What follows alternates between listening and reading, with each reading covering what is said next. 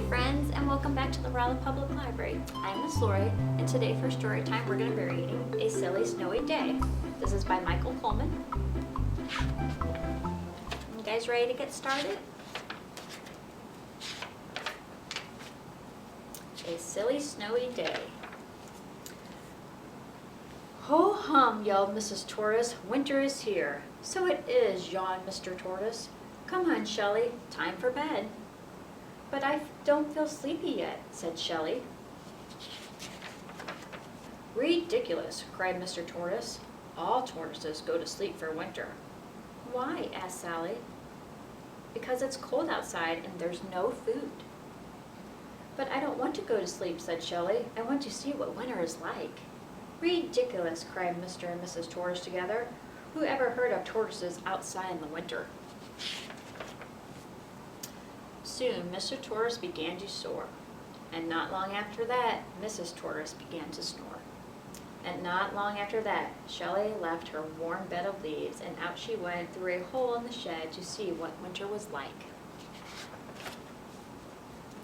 Outside the shed, Shelley blinked. There was snow and ice everywhere, even on the duck's pond in the hills. As she lumbered along, a duck spotted her.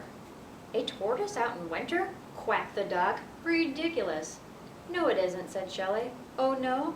Then let's see you break through the ice to get food like I can. Ha ha, quack, ha! He's right, thought Shelley. I can't do that. I don't have a beak.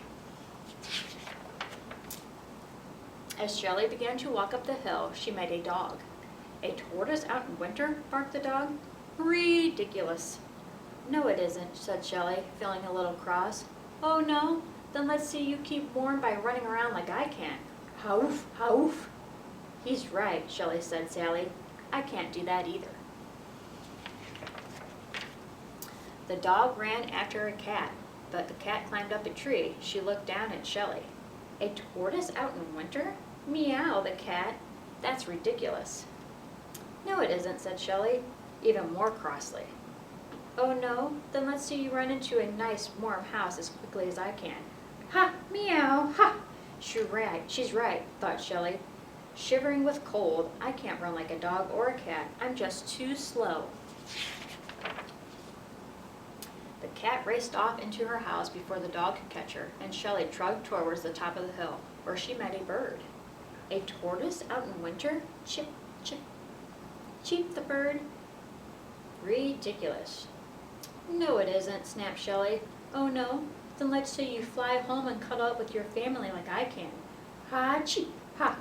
Of course I can't fly, thought Shelley. I can't even hop. Shelley felt cold and miserable. She remembered her warm, cozy bed, and a tear trickled down her cheek. They're all right, she thought. A tortoise out in winter is ridiculous. She was so sad she didn't notice the big patch of ice ahead, and she slipped on it. Shelley fell out backwards and began to slide down the hill. Faster and faster she went. Faster than a dog can run, faster than a cat, until suddenly she hit a bump and flew into the air like a bird. Whee! With a thump, Shelley landed on its icy duck pond and slid toward the hole in the shed, but it was all covered up with ice. Ha, quack, ha! What did I say? Cried the duck as she slid by him. Where's your beak to break the ice with? I don't have a beak, thought Shelley, but I do have. Wonder what she does have. His shell, and tucking her head inside it, she broke through the ice into the shed and home. Hearing all the noise, Mrs. Turtle woke up. You haven't been outside, have you, Shelley? She asked. A tortoise out in winter? Said Shelley, snuggling into bed. And before she could say ridiculous, she was fast asleep. And that's the end of that story.